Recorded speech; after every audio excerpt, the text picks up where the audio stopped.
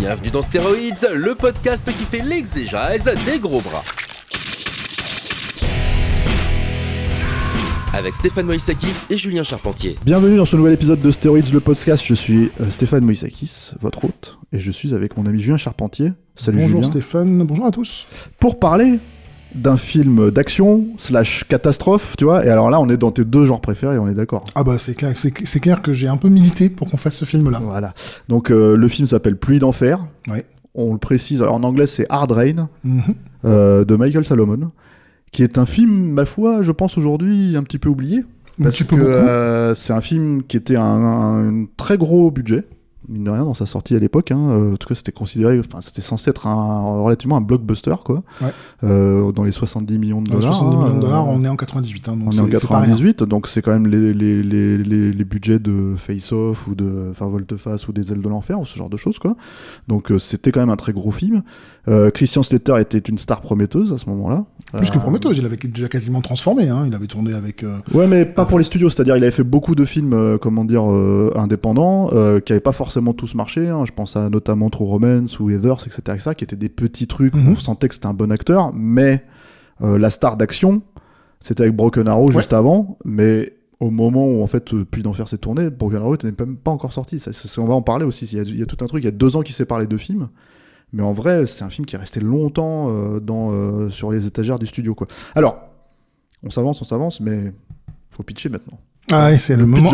C'est très simple quand même, ça. Le pitch, effectivement, il est relativement simple, voire très simple. C'est un groupe qui décide de profiter d'un déluge pour braquer un fourgon blindé qui est tenu par Christian Slater. Christian Slater décide à ce moment-là de récupérer l'argent et de le cacher. Et c'est un jeu du chat et de la souris entre le groupe de braqueurs qui veut récupérer l'argent et Slater qui veut pas le leur donner. C'est tout simple, tout bête, et ce qui change tout au final, c'est vraiment la façon dont ça se passe. C'est-à-dire que ça se passe en plein milieu d'une inondation relativement monstrueuse. Dans une petite ville. Voilà, de province, enfin, je sais pas exactement où c'est d'ailleurs. Dans l'Indiana. L'Indiana, c'est ça, voilà. Très peu de personnages. Oui. Mine de rien, il y en a une dizaine, à peine, dans le film, quoi. Un film qui se passe intégralement sous la pluie. Intégralement. Mais alors vraiment, je me disais en revoyant le film, parce que moi j'avais bien aimé le film, je trouvais ça sympathique, c'est pas un grand film, mais c'est plutôt un film sympathique. Je le dis d'entrée de jeu, mais on va en parler, quoi. Toi, je pense que t'es un peu plus dithyrambique que moi quand même, malgré tout, quoi. Ouais, c'est mortel, quoi. Voilà. Et ce qui est très surprenant, et moi je l'ai vu peut-être une fois à l'époque en salle et une fois en vidéo, quoi. Et puis je l'ai revu pour le podcast là, donc récemment. Ce qui est très surprenant, c'était de se dire à chaque fois, mais tous les plans, c'est pneumonie the movie, quoi. Ils ont tous attrapé la mort, c'est pas possible. Ah, c'est clair que le tournage a pas été le tournage le plus fun de l'histoire qu'ils ont fait, puisqu'ils passaient en moyenne 12 heures par jour dans la flotte, sous des rampes à pluie, enfin trempés comme des soupes tout le temps. C'est-à-dire que même quand tu finissais ta prise, ce qu'il fallait faire, c'était aller te changer pour la prise suivante, si par hasard c'était une prise où t'étais pas mouillé, pour pouvoir te remouiller derrière, quoi. Ouais, donc Christian Slater en avait déjà d'ailleurs beaucoup parlé à l'époque en disant mais ce tournage, je pensais que ça allait être difficile, je m'étais trompé, c'était pas difficile, c'était l'enfer, sans mauvais jeu de mots. Voilà. Alors on va parler peut-être un petit peu du concept en soi, d'où ça vient quand même, mine de rien, parce qu'il y a un scénariste derrière. Alors on a fait un épisode avec l'ami Julien Dupuis que vous avez peut-être entendu, qui s'appelle Speed, et Speed en fait c'était à la base un scénar de Graham Yost. Ouais. Graham Yost, grâce au succès de Speed, est devenu un scénariste très tendance à ce moment-là. Alors depuis il a rebondi, parce que avec ce film il s'est quand même bien planté, c'est un film qui s'est bien planté, faut le dire, ça a été un très gros bid à l'époque, quoi. Ah bah tu l'as dit, c'était 70 de budget, on a que les recettes US, on n'a pas les recettes monde, on est sur des recettes de 19 millions, donc c'est ridicule. Voilà, et donc c'est les attentes je crois que c'était Paramount à l'époque, en fait, n'ont pas du tout été tenues, quoi. Et surtout à la mesure du fait que Graham Yost c'était le scénariste de Speed, le créateur, on va dire, de ce concept-là, ou de celui de Broken Arrow, quoi, qui était aussi un succès moindre, mais quand même un succès, quoi. Et depuis, il s'est refait à la télé avec Justified et ce genre de choses. Excellente série, si vous l'avez pas vue, je vous la conseille franchement, c'est très très très très bien, Justified. Voilà. Et donc sur Hard Rain, qui s'appelait à la base The Flood, Donc comment on pourrait traduire ça L'inondation, voilà. Bon, ce qui est pas hyper funky comme titre non plus, tu vois, ça on dirait un film français d'un seul coup là. Tu vois, c'est... Ouais, enfin bon, ça sonne toujours mieux que la bûche. Ouais, non, mais je sais pas, tu sais, tu vois, on dirait, je sais pas, la fuite d'eau, ça fait bizarre, quoi, tu vois. Le dégât des eaux, c'est un truc un peu étrange, c'est peut-être le titre québécois, remarque. Après Clanche, tu vois. Nos amis québécois, si vous connaissez le titre de Hard Rain, le titre québécois, si vous êtes sur YouTube, mettez-le dans les commentaires, parce qu'on est très curieux de savoir. Et en plus, vous pouvez vous foutre de notre gueule, parce que Pluie d'enfer, c'est quand même un gros titre de merde aussi, il faut le dire. Ah, ça, il y en avait un paquet en plus à l'époque, hein. Ouais, on va y revenir après. Mais le truc, donc, c'est que effectivement, il y avait un côté high concept, c'est-à-dire tu mélanges film d'action, parce que c'est un vrai film d'action avec casse et tout ça, etc., etc. Le personnage de Christian Slater, c'est un convoyeur de fond. C'est quand même un type de personnage qu'on voyait pas forcément souvent au cinéma. Bon, on voit pas forcément souvent au cinéma tout court. On voit toujours pas, oui, effectivement. Il y a le film de Boukrieff après, tout ça, etc., etc. Il y a récemment le remake par Guy Ritchie, quoi. Mais en dehors de ça, en gros, c'est pas un personnage que tu vois si souvent que ça. T'as tous ces éléments-là, plus en fait le côté effectivement film catastrophe, qui d'un seul coup crée en fait une ambiance déjà assez chouette, quoi, mine de rien. Tu vois qu'il y a beaucoup de travail sur le film, ça se sent en termes de lumière, en termes de tout ça, quoi. Et puis ça crée un cadre finalement assez spectaculaire, assez inédit, parce que chaque scène d'action qui pourrait être finalement assez basique, assez classique, moi je pense à la scène du jet ski par exemple dans l'école là, tu te dis putain, ils se sont dû vraiment se faire chier à la faire, tu vois, pas seulement en dur forcément ou je sais pas quoi, tu vois, mais vraiment en fait recréer l'école en studio, en machin, etc., dans un bassin, pour faire une scène d'action qui soit quand même malgré tout dynamique, qui fonctionne si tu veux et qui soit prenante, quoi. Donc tout ça c'est plutôt cool, ça fonctionne plutôt bien. Moi je dirais que la problématique d'un scénar de Graham Yost, c'est Graham Yost en général, c'est-à-dire qu'au fur et à mesure on avance, ça devient de plus en plus, ça se perd un peu, moi je trouve, c'est-à-dire que bon, déjà il y a cette problématique. Alors parmi les comédiens, on a cité, donc il y a Christian Slater, c'est le personnage principal, c'est le héros d'action en fait, que les studios essayaient vraiment de transformer à cette époque-là, comme ils ont réussi à le faire avec Nicolas Cage à peu près au même moment.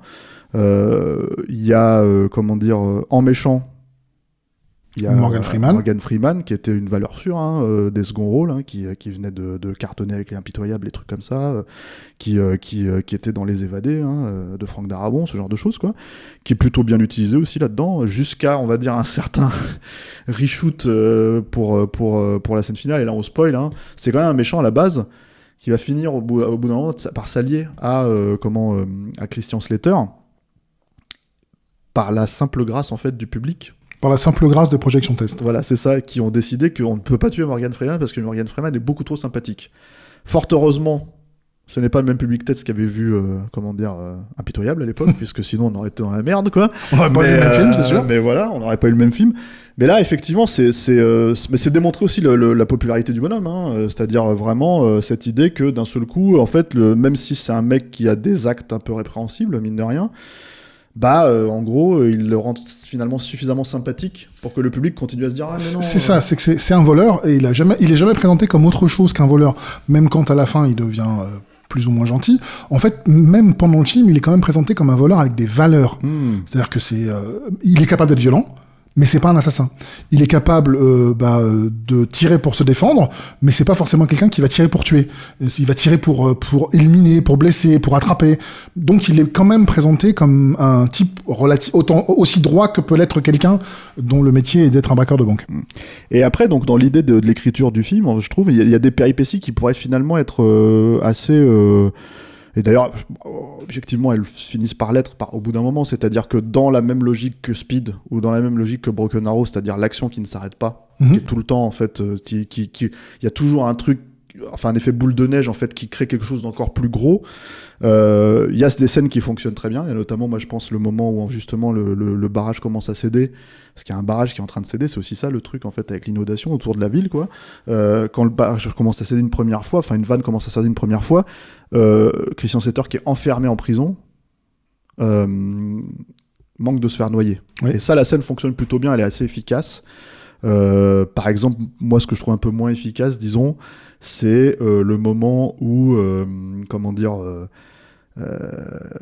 il y a un poteau électrique et en fait si tu veux toute la question c'est de savoir s'ils vont se faire électrocuter ou pas parce que tu vois l'eau elle est en train de monter, il y a un méchant qui les attaque à ce moment-là. Christian Slater qui essaie de lui expliquer qu'il faut pas qu'ils se battent parce qu'ils vont se faire électrocuter, etc.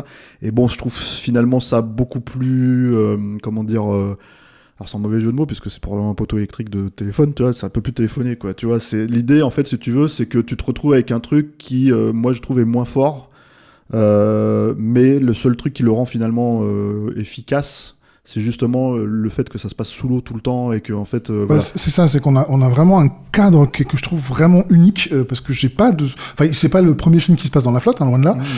Et puis c'est pas le premier film où t'as, par exemple, tu parlais de la scène du jet ski dans l'école, donc un jet ski dans les couloirs. On en a également vu la même année, je crois, dans Un cri dans l'océan de Steven Soderbergh. Hein. Donc c'est pas forcément une scène qu'on n'a jamais vue. En revanche, de mettre un braquage en plein milieu d'une inondation, en plein milieu de pluie diluvienne, où effectivement, du coup, la simple progression, le simple fin de marcher devient compliqué, parce qu'il faut nager tout le temps, parce qu'il faut que tu fasses attention à l'électricité, etc. Je trouve que ça fonctionne très très bien. En outre, en plus, tu parlais de cette scène justement du poteau électrique. Moi, c'est une scène que j'aime bien, parce que je trouve que oui, c'est un film où l'action s'enchaîne, mais il y a quand même des tentatives de rythmes différents. C'est-à-dire qu'on a vraiment des gunfights purs et durs, et puis cette scène-là, elle est plus basée sur un suspense qui est peut-être, c'est vrai, un petit peu artificiel, parce que c'est juste de l'eau qui monte vers un transformateur. Donc c'est vrai que c'est pas le truc, mais je trouve que c'est sauvé par ces personnages. Parce que il y a une actrice que j'aimais beaucoup, elle est apparue, elle a eu une montée stratosphérique, puis elle a disparu du jour au lendemain, c'est Minnie Driver, parce qu'elle a vraiment enchaîné Will Hunting, puis d'Enfer, peut-être dans le désordre, et Sleepers, où moi je trouvais qu'elle apportait une humanité naturelle. Elle fait partie de ces femmes qui ont un visage hyper empathique. Dès qu'elle sourit, t'as envie de sourire, dès qu'elle pleure, t'as envie de pleurer. C'est une actrice que j'aimais bien, et je trouve que du coup, elle apporte pas mal le rôle.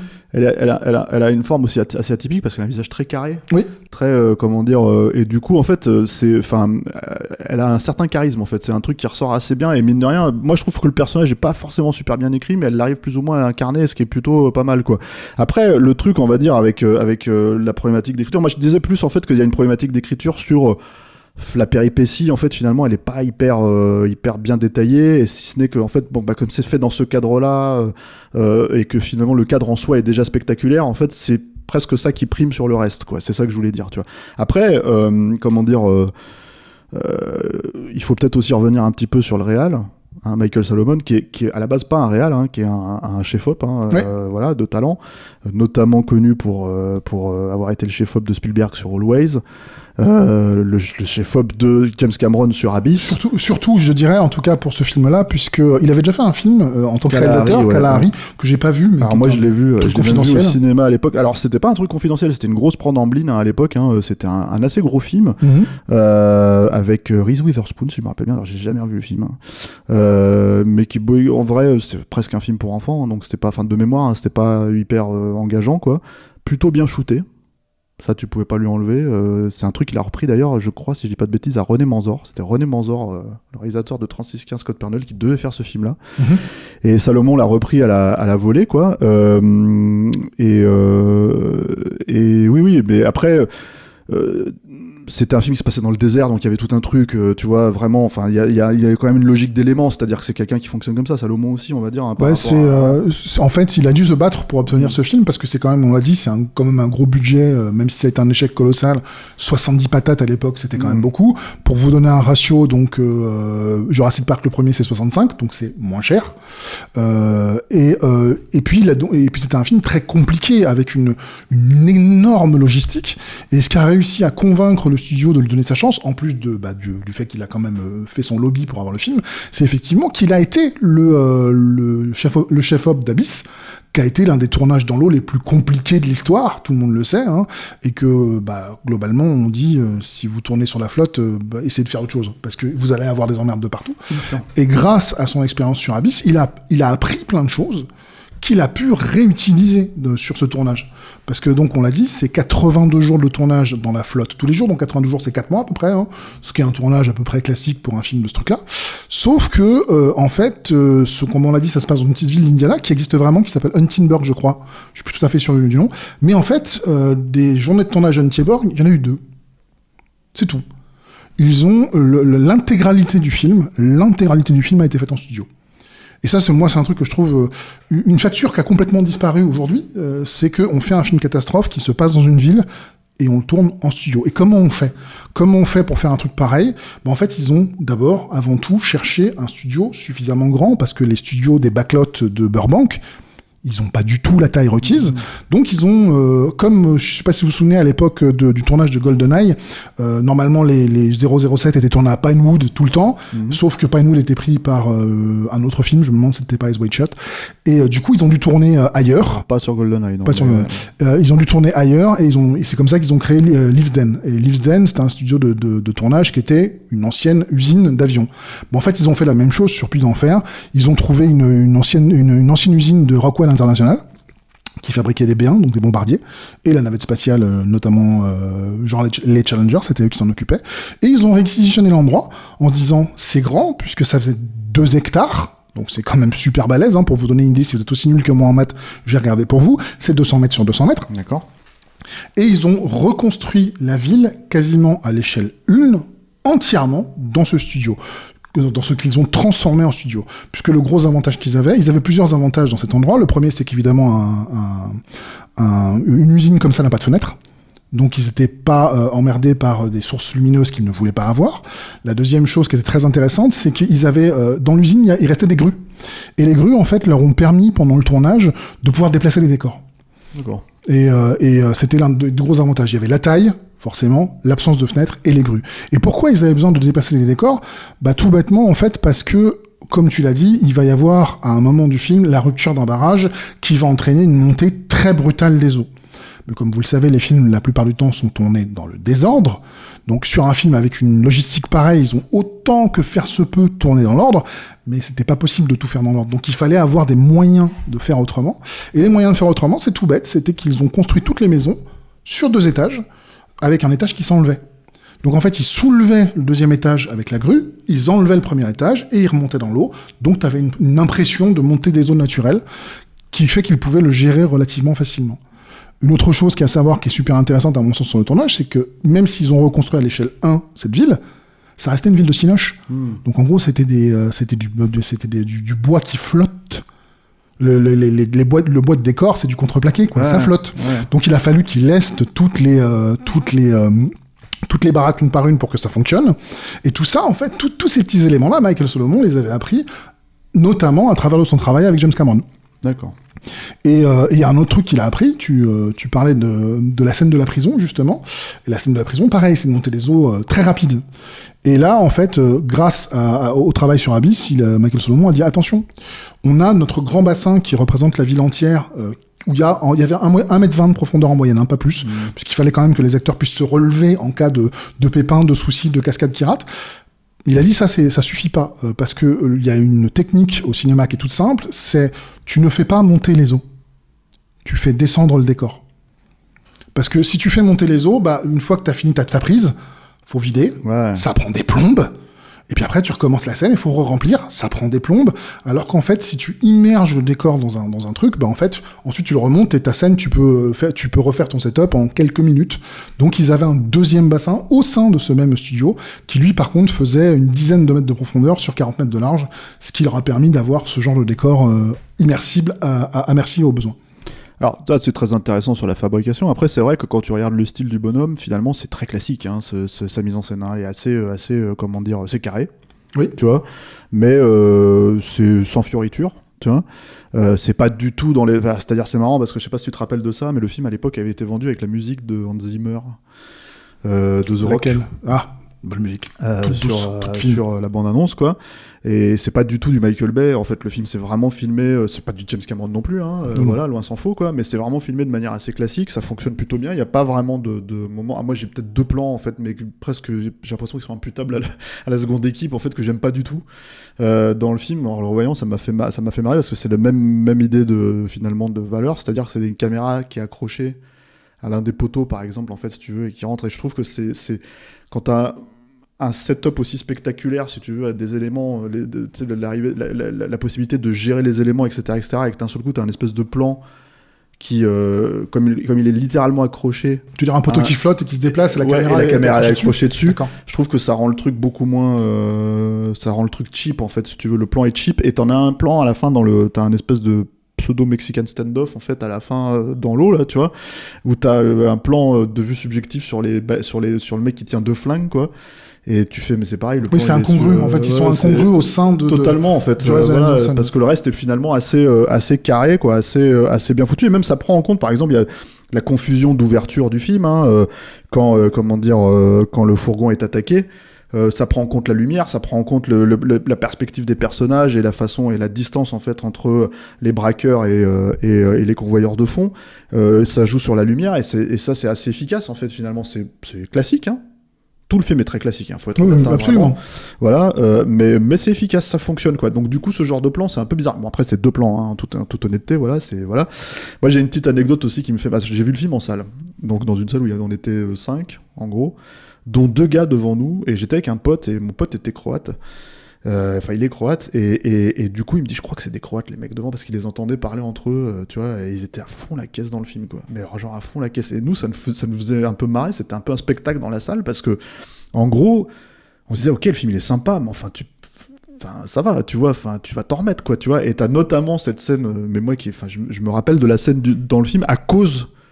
Tu vois, des mecs en fait. Des mecs devant, quoi. Voilà, c'est que t'as cette scène où t'as, comment elle s'appelle, tu vois, par exemple, en revoyant la scène, j'avais complètement oublié qu'il y avait un personnage qui essayait de la violer. Ouais. À ce moment-là, t'as Minnie Driver qui se retrouve chez elle. Ouais. C'est une maison à 2 étages. Elle est accrochée en fait avec des menottes à la rampe d'escalier. Et le mec va pour il veut la violer, quoi, et elle le dégage, quoi, elle finit par voilà, mais elle peut pas s'enlever les menottes, par contre. Alors, elle essaye de remonter au fur et à mesure, si tu veux, à l'étage, en essayant d'enlever les menottes sans y arriver, donc on enlève même temps que l'eau monte, voilà, en même temps que l'eau monte, en fait, pour éviter justement de se noyer, et en fait, elle enlève les rampes de l'escalier, au fur et à mesure, quoi. Et en gros, arrive Christian Slater dans une réminiscence, parce qu'elle le sauve plus tôt dans le film, donc dans une réminiscence, il arrive pour la sauver. Et elle est à l'étage, tu vois, et elle lui dit, j'ai une scie dans la cuisine en bas, il faut que tu plonges pour aller la chercher. Alors, ce qui est censé faire, putain, fait chier, tu sais, donc il plonge, il trouve la scie, il remonte, et là, les mecs, ils étaient à bloc. Tu sais, j'ai jamais vu ça, ils étaient en sueur, quoi, tu vois. Mais c'était le spectacle, il était dans la salle, quoi, ils étaient à fond, là, tu vois. Et t'as Christian Slater, et puis ça, tu sais, en fait, quand tu revois la scène à part, parce que moi, du coup, en voyant le film, je me suis dit, putain, mais elle est complètement anecdotique, cette scène, tu vois. T'as Christian Slater qui prend la scie, il commence à scier les menottes, et en fait, les menottes, enfin, la scie se pète, tu vois, mais en 1 seconde, tu vois. Et là, le mec se lève et il tape comme ça, tu sais, fait, il en pouvait plus, il était en train de vivre tu sais, il était dedans, quoi, il était littéralement en train de se noyer avec la nana, quoi. C'est génial. C'est génial, mais en même temps, tu te dis, putain, c'est rigolo quand t'as un mec comme ça dans la salle. Bon, si ça arrive avec Mad Max Fury Road, c'est un peu chiant, quoi, tu vois, si tu vois un très grand film, c'est un peu chiant d'avoir quelqu'un qui surréagit, on va dire, tu vois.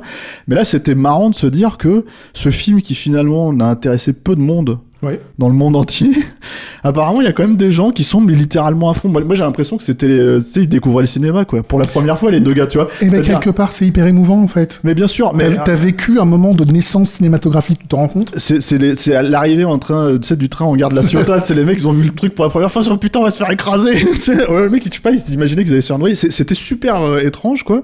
Mais ce qui pour moi le rendait le truc encore plus incongru, c'était de se dire, mais c'est un film classique. C'est un film normal, quoi, tu vois. Enfin, voilà, tu sais, c'était pas. Ceci dit, bon, tu le revois aujourd'hui, voilà, il a les qualités de. C'est l'avantage des films classiques, c'est qu'ils vieillissent très bien. Hein. Ouais, c'est ça le truc, c'est qu'il a cet avantage-là, c'est-à-dire qu'en gros, tu peux revoir le film, il est pas daté, il est pas daté. Il y a une super chouette musique de Christian Young, qui, comment dire, est plutôt efficace et réussi, parce que il était surtout connu pour le cinéma d'horreur à cette époque-là, et je crois qu'il a fait un lobbying, lui, pour avoir justement ce score-là. Et il a bien fait, parce que vraiment, il a fait un super score, mais ça fait partie de ces scores qui fonctionnent très très bien en dehors du film. C'est-à-dire que quand tu l'écoutes pendant le film, tu vois, ça marche bien. Du coup, tu te mets à l'écouter en dehors et tu fais, ah ouais, non, mais en fait, si vous êtes client de score de musique de film et qu'il vous en manque une là ces temps-ci, celui de Hard Rain, il est vraiment très très bien. Il est vraiment chouette, quoi. Et donc, alors, tu viens de citer le titre anglais, Ouais. enfin anglo-saxon, américain. Hard Rain, en français c'est donc Puits d'enfer. Ouais. Et parce que c'était un peu la mode à l'époque en France, Ah tu oui, vois. tu m'étonnes. On rigole avec les Québécois, on rigole avec Clanche et ça va clencher tout ça, mais faut pas, tu vois. C'est-à-dire qu'on peut pas Ah, se si. moquer totalement, parce Si, que il faut- aussi, mais quand même. tu vois. Il faut savoir rire, mais moquons-nous de nous-mêmes.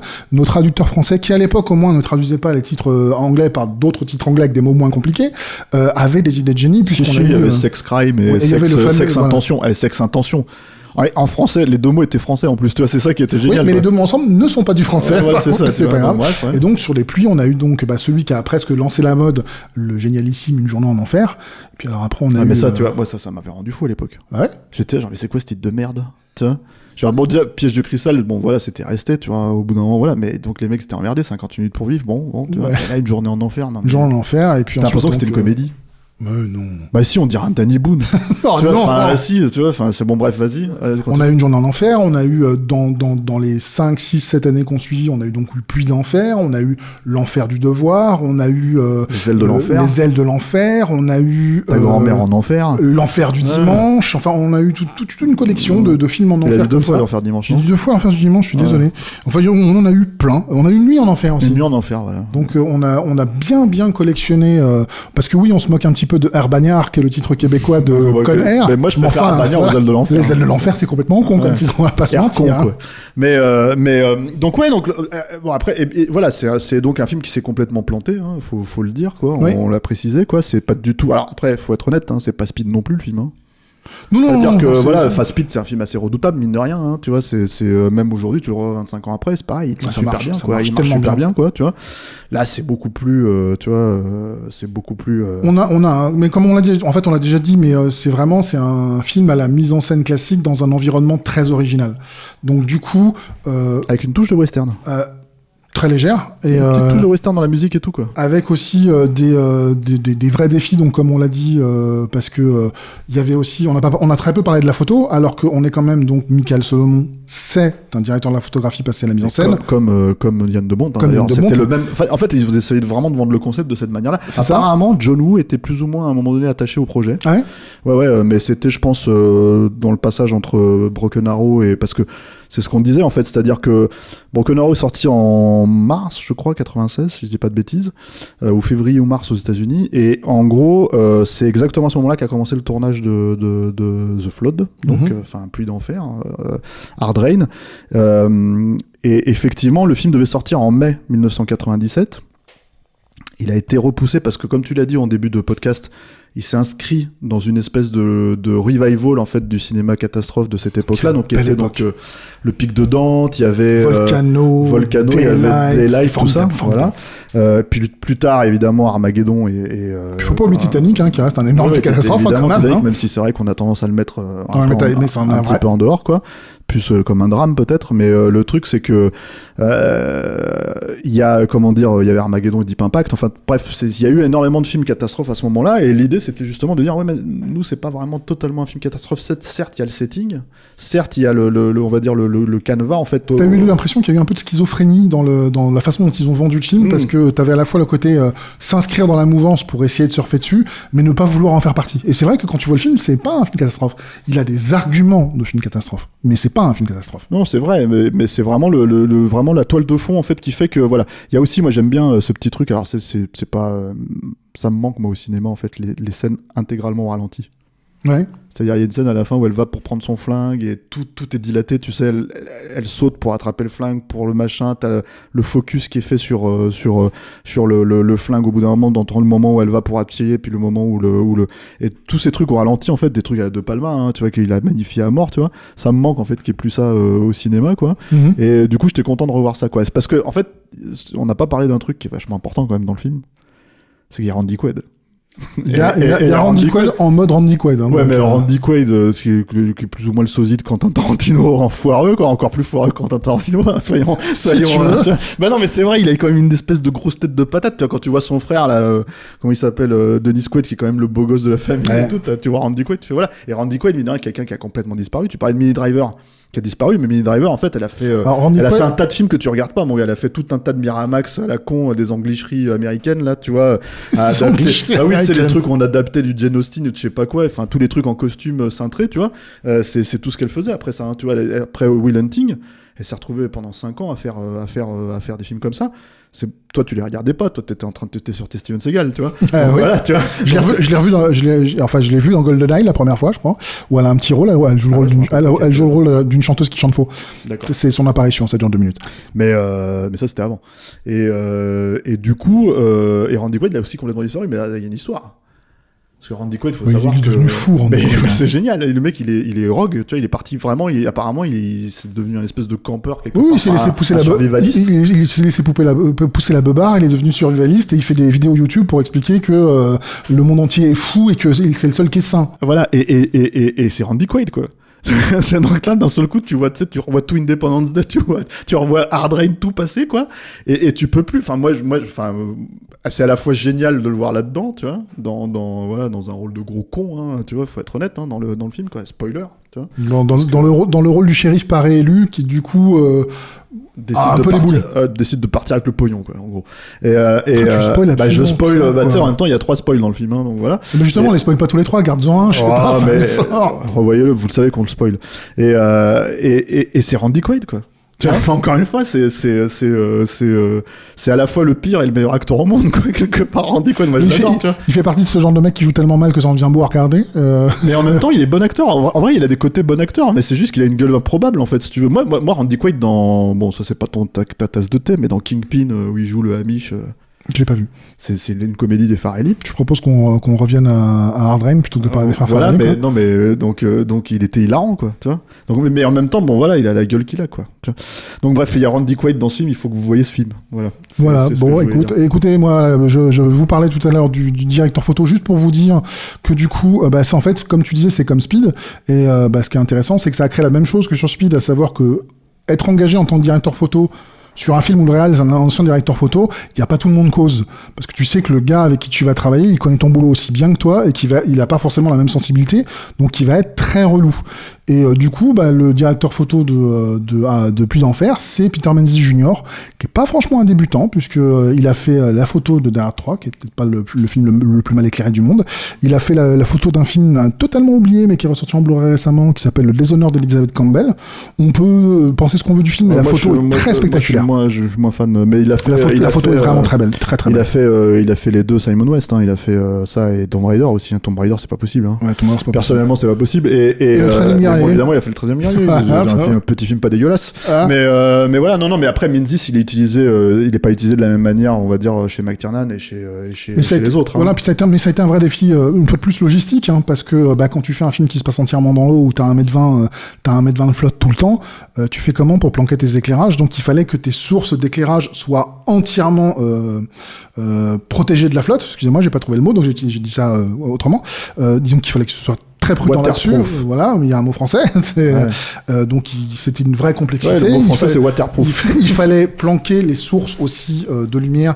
Donc je pense que, je suis pas totalement certain, mais je pense que le côté très orangé, jaunâtre du film parcours aussi du fait que on dit que c'est les éclairages publics qui restent, qui donnent un peu cette ambiance-là, parce qu'il fallait absolument planquer les éclairages. Si c'était pas forcément en fait des éclairages, parce que là maintenant on a beaucoup l'habitude de ce type d'éclairage-là, hein, notamment dans les nuits de ville et tout ça, etc. Alors qu'à l'époque les nuits c'était plutôt des nuits bleutées, tu vois. Voilà, là c'est vraiment des nuits qui à cause du numérique en fait vraiment absorbent la source énormément la source. C'est ça. C'est que les caméras aujourd'hui sont capables de filmer la nuit, alors qu'en péloche c'était très compliqué de filmer la nuit. Voilà. Et mine de rien, en fait, arriver à faire ça, à mon avis, c'était beaucoup plus travaillé, je pense, que ce que encore une fois, qu'aujourd'hui, en fait. Parce qu'aujourd'hui, ça s'attrape facilement, et à mon avis, à l'époque, c'était vraiment le rendu que les mecs cherchaient à avoir de façon très, très prononcée, quoi. Et puis, il y a un petit truc aussi que je trouve assez intéressant. C'est un truc réaliste, en fait. Ouais.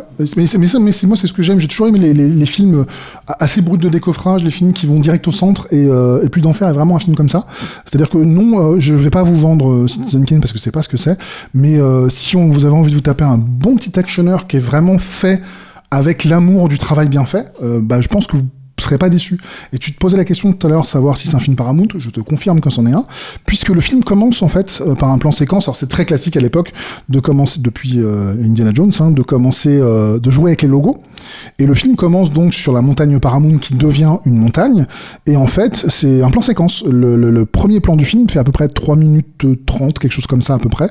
Et c'est un plan séquence relativement complexe, puisqu'il commence donc avec une maquette, et il va continuer en se servant avec, de la maquette, puis d'images de synthèse, puis de plans hélicoptères, puis de la vraie ville qui va être filmée en tant que telle sur une cable cam, tout ça sans la moindre interruption. Alors, si vous regardez attentivement, la transition est relativement facile à identifier, puisque tu traverses un village où il y a enfin pas un village, mais le début de la ville, où tu as des petites maisons et puis un fast-food sur le bord, et tu passes au-dessus d'une colline. La colline sert de transition à ce que le plan reste invisible, alors que tu passes d'une miniature à des plans réels qui se terminent en gros plan sur le visage de Randy Quaid. Tout à fait. Alors, c'est un plan super complexe. C'est un plan super complexe qui est quand même dévoilé par des transparences pas toujours heureuses, tu vois, parce qu'on est quand même dans les années 90 et que voilà, et même dans Titanic, tu vois, si tu veux, tu grilles des trucs, donc voilà. Ouais, je me souviens avoir grillé. Alors maintenant, il faut dire aussi qu'on a aussi des yeux qui sont tellement habitués qu'on repère des choses plus vite. Mais je me souviens que la première fois que je l'ai vu, c'était plus. J'avais l'impression qu'ils avaient, quand on passe au décor réel, ils avaient pas autant de pluie que ce dont ils avaient besoin pour le tournage. Et donc, il y a des voitures qui ont été un petit peu rajoutées en image synthèse, de la flotte sur le bord des roues pour donner l'impression qu'il y en avait plus, parce que il fallait donner cette impression de déluge qui commençait alors que c'était pas encore le cas. Donc moi, à ce moment-là, je grille la technique, mais le reste du temps, d'ailleurs, c'est un film, comme on l'a dit, qui a très bien vieilli, alors que, comme on l'a dit, tourné entièrement en studio. Donc, si tu faisais le moindre plan, soit en courte focale pour avoir vraiment un grand panorama, ou simplement en contre-plongée, qu'est-ce que tu filmais ? Tu filmais le haut du studio et des grands pas plus, quoi. Ouais, mais c'est assez Uibol qui fait ça. Donc du coup, en fait, le film utilise beaucoup d'images de synthèse, mais de façon très intelligente. Des compléments de décor, en fait. En fait, ils ont utilisé des images de synthèse uniquement soit pour des compléments de décor sur ce plan d'introduction, soit pour faire les cieux. Bon, qui globalement était noir avec des trompes de flotte, et c'est pas les plus compliqués non plus, et également pour refaire le clocher de l'église, puisque l'église joue un rôle dans le film, et que malgré l'immensité du décor, le clocher de l'église il était vraiment trop haut. Ouais. Donc il a été recréé en image synthèse qui, si on te le dit pas, c'est vrai, impossible à voir. Après bon, ceci dit, faut être honnête, c'est un film donc qui est pas resté pour la plupart des gens. C'est un film qui est sorti à un Blu-ray, je crois, quelque part, quoi, qui doit pas ouf. C'est pas la meilleure copie du monde. Voilà, c'est un film qui mériterait presque de. Enfin bon, moi je pense que c'est un classique RTL 9, si j'ai bien compris. Tu vois, ça doit être un de ces trucs qui doit vraiment. Ouais, mais c'est un film de studio bazardé en fait sur les chaînes. C'est chaînes péjoratif de le dire comme ça. Non, c'est pas péjoratif vis-à-vis du film. Je parle vraiment en fait par rapport à la réception, et par rapport surtout au fait que, si tu veux, c'est un film, je pense, qui était un gros atout vidéo quand c'est sorti, parce qu'ils se sont dit, ok, alors on a quand même un budget, c'est quand même un film qui a pas mal de plus-value, etc., etc. Mais après, au final, c'est un film qui a tellement pas rapporté, tellement pas en fait finalement rapporté l'argent que le studio attendait, que je pense qu'ils s'en sont complètement désintéressés. Mais c'est sûr. Qu'il n'y a pas vraiment un public derrière de grands fidèles, tu vois, je veux dire, à part toi. C'est ça, c'est-à-dire que grâce à toi, je peux mener la croisade pour réhabiliter Puy d'Enfer. Donc en fait, c'est sympa d'en reparler et tout aujourd'hui, moi je trouve d'inviter les gens à revoir le film, ou le redécouvrir, ou le découvrir en tout cas, s'ils l'ont pas vu. Moi, je serais pas aussi catégorique que toi sur la qualité d'écriture des personnages, par exemple, ce genre de choses. Pour moi, c'est un petit film de série B. C'est un film de série B. J'ai dit que c'était Minnie Driver qui réussissait à sauver son personnage parce qu'elle y apportait. Ouais, bien sûr. Mais tu vois, après, Christian Slater, c'est pas son meilleur rôle. Il est un peu générique dedans. Morgan Freeman, il est sympathique, mais il repose quand même sur des acquis aussi, tu vois. Donc c'est un truc. Le film est cool, tu vois. C'est un film qui est cool. Si ça fait un moment que vous l'avez pas vu, franchement, ou que vous connaissez pas, ça mérite quand même d'être vu. Il y a suffisamment de qualité, quoi. Maintenant, on peut pas vous vendre Speed ou. Non, on peut pas vous vendre Speed, c'est sûr. Speed est un film largement supérieur. Die Hard 3 est un chef-d'œuvre absolutissime du Cinoche, ce que n'est pas Plus d'Enfer. En revanche, oui, il y a Si vous aimez les petits films secs et carrés, bon, pour un film qui est entièrement trempé, dire qu'il est sec et carré, c'est bizarre. Mais si vous aimez les films secs et carrés, c'est une bonne occasion. Les films carrés et trempés. Voilà, carré et trempé. Si vous aimez les films qui n'essayent pas de durer plus longtemps qu'ils ne le devraient, avec sa petite 1h40, ça c'est envoyé. Si vous êtes intéressé par la technique de fabrication du cinéma, sur comment on se prenait la tête quand on pouvait pas tout faire en image de synthèse, c'est un excellent exemple aussi à suivre parce qu'il y a plein de choses à regarder sur comment c'est fait. Si vous aimez les petits films d'action serrés comme un café trop fort, ça fonctionne plutôt bien aussi. Je trouve qu'il y a beaucoup de raisons de redécouvrir ce petit film, parce que ça reste un petit film totalement oublié, parce que t'as entièrement raison, qui a été un flop pour proportion cosmique. Mais oui, les studios, quand un film ne rapporte pas d'argent, ils s'en désintéressent complètement, sauf rare exception. Celui-là, ils s'en sont désintéressés complètement. Ils se rendent pas compte qu'en fait, qu'ils ont un film qui est non pas un monument, mais un film très agréable à revoir, très plaisant, très facile à regarder. Et voilà, moi je ne peux que le conseiller, ce film-là, quoi. Eh bien, merci Julien. J'adore parce qu'en fait, tu viens avec une espèce d'enthousiasme endiablé pour Pluie d'enfer. Donc voilà quoi. Donc normalement, tu as donné aux gens envie de le revoir ou de le voir. J'espère, parce que c'est trop facile d'avoir de l'enthousiasme pour Die Hard 3. On l'a tous. Bien sûr. Après, tu sais, pas à l'époque où c'est sorti. Il y a des gens qui tapaient dessus. Les gens sont bizarres parfois, tu sais. Oui. Merci Julien. Merci à toi. Merci Alain. Merci à la technique. Qui va revoir Pluie d'enfer d'un seul coup là, parce qu'il s'est dit oh putain en fait, il a pas du tout été passionné par son téléphone pendant tout le podcast en nous écoutant pas une seule seconde, c'est sûr. Mais si, regarde, il a un casque sur les oreilles, c'est qu'il nous entend. Merci à nos auditeurs, vous qui nous suivez depuis tout ça doit être le 75e épisode de Stéroïde en podcast, tu vois, j'imagine. En fait, on les enregistre dans le désordre. Alors, tant qu'ils seront là, on sera là. Tant qu'il y aura du Frank Zagarino, tant qu'on n'a pas encore touché Frank Zagarino, on pourra faire beaucoup de podcasts. Par contre, ce jour-là, je peux pas venir, je suis désolé. Mais si, t'aimes bien. Non. Sûr, tu vois, Mathias Hughes, des mecs comme ça, tu vois. Donc merci à vous. Pour nous suivre, c'est les réseaux sociaux habituels, Facebook, Twitter, les mots-clés sont Capture Mag, Instagram. Pour nous écouter, c'est sur les agrégateurs de podcasts habituels. Et puis on se retrouve à la prochaine avec un film. Peut-être que les personnes ne seront pas aussi enthousiastes, on verra. Voilà. Merci à tous. Salut.